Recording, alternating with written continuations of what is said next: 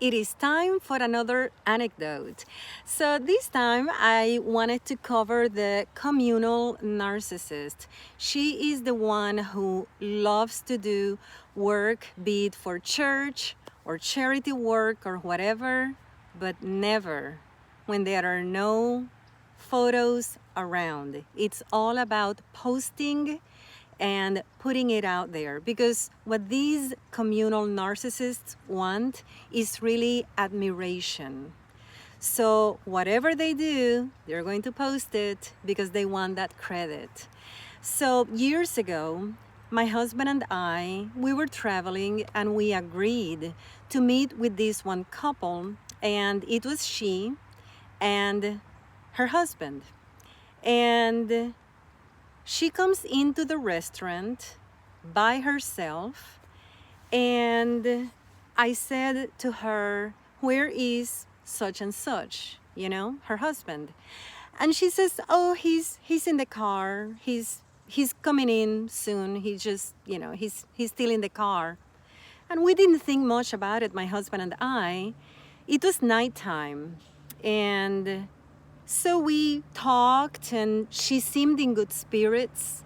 But then it was 15 minutes into it, 20 minutes into it, and my husband and I, although we were enjoying the visit, we didn't want to stay there forever. It was nighttime, and we still had to get home, travel. So we sort of wanted to order and then eat and go, pretty much. And I would have thought so for her too, because she still had to travel back home from the restaurant. So I said to her, "So what do you think do you think he's coming in soon into the restaurant?" She's like, "Oh, he must be on the phone or something, but he was just changing his shirt." She says he was changing his shirt. And again, I didn't want to pry much, but at the same time, my husband and I were sort of, I guess, surprised, because we all agreed to meet and eat together. We hadn't seen one another for a long time, and it was now 15 or 20 minutes into the conversation, and supposedly he was still in the car. So I thought, this is a casual restaurant, why would he feel he has to change in the car? And besides, changing the shirt only takes 1 minute, not 15, 20 minutes, half hour, going into half hours. So, we talked some more. She seemed in good spirits. And now it was getting close to, I would say, close to 1 hour, because I remember speaking with my husband about it after we left the restaurant. And he said that, yeah, it seemed like close to 1 hour, if not maybe 45 minutes or so.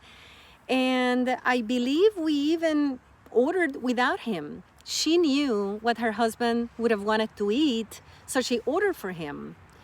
And so we kept talking and having a good time, just having a conversation, when all of a sudden he comes in.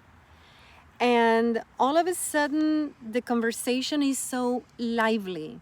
I mean, the chemistry between those two at that moment I had never seen, because it was over the top.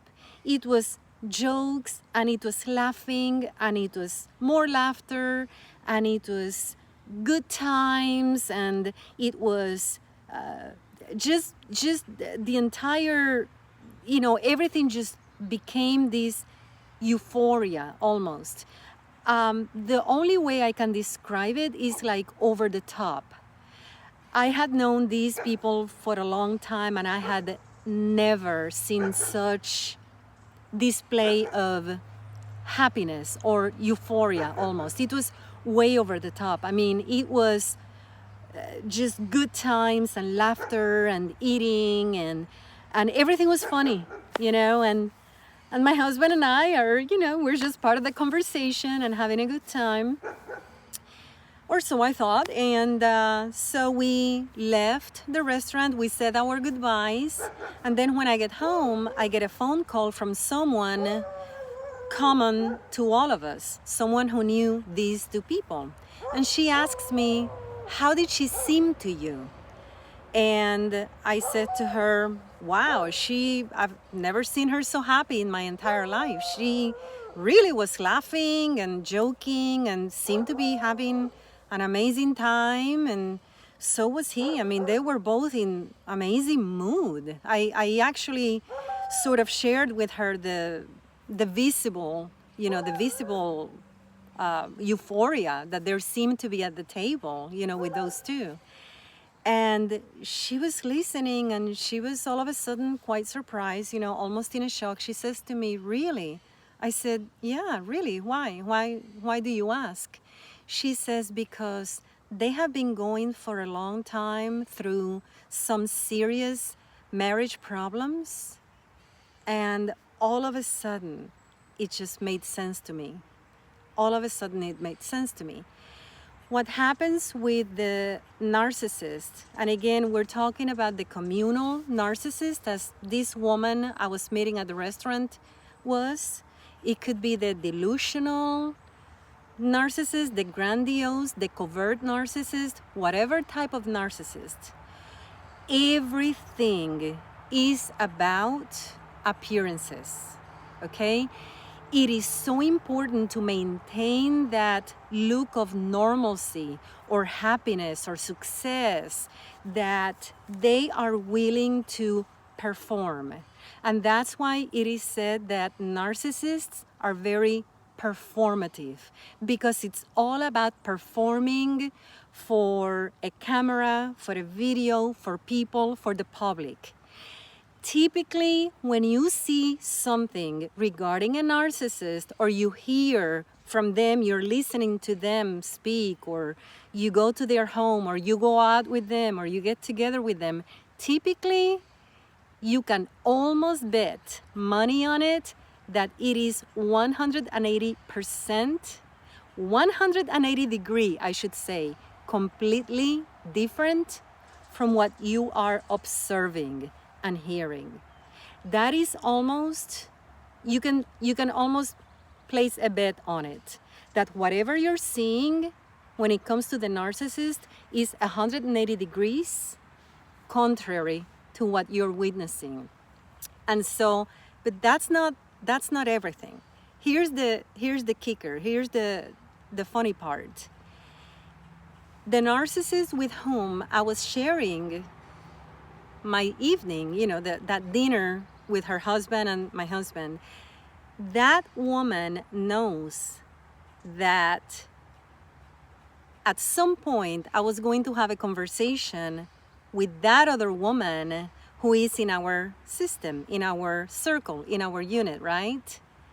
So somehow the narcissist who confided in this other woman that she was having marital problems, all of a sudden that doesn't match with her narrative, because now I am involved, and maybe this narcissist, the communal narcissist, maybe did not want me and my husband to be privy to her marital problems. Maybe she wanted to keep that from some people.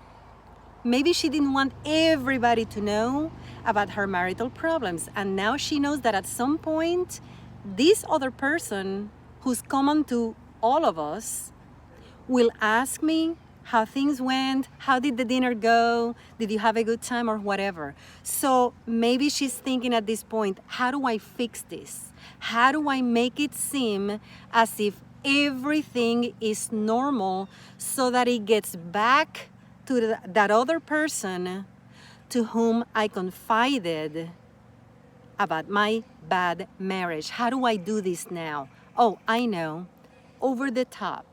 And so the way she was acting, in honesty, was incongruent with the type of person that I've known for all these years. She was really acting differently from herself.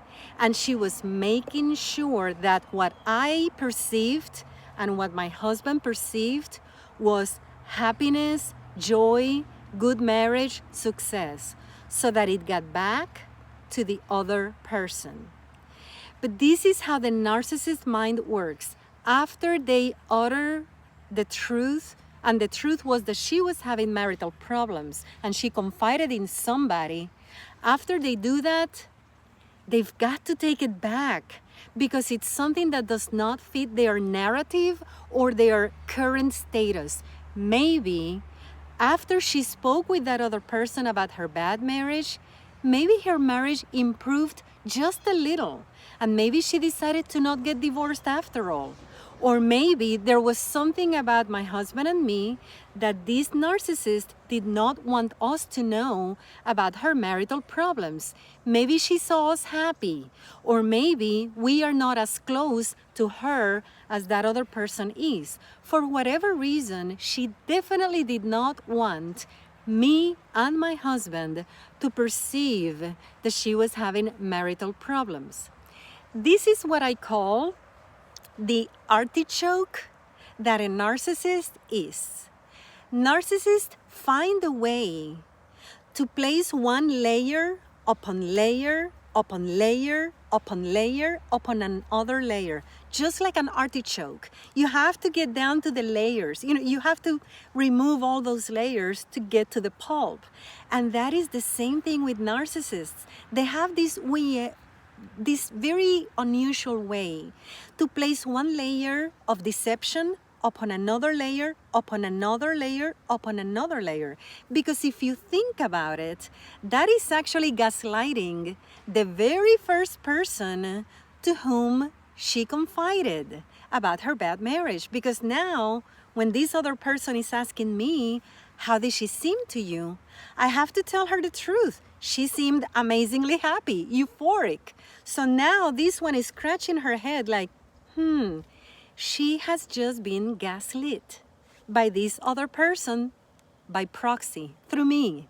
Not directly, but through me, the witness. It is an amazingly twisted and delusional aura that you get from all of it, and you observe very carefully. But if you're still in that unit, in that circle, you remain quiet. But it is a layer upon layer. This person was just gaslit.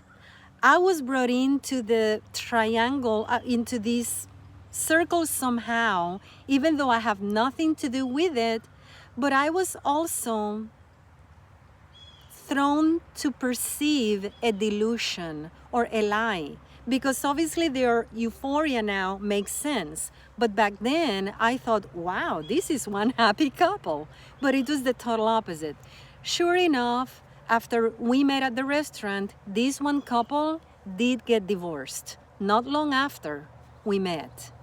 So she had told the truth to this one person, but somehow that didn't set well with what was going on with her life at this particular person, or maybe she did not want my husband and me for some reason to know about her misfortune, her having gone through marital problems, or she was getting divorced or whatnot.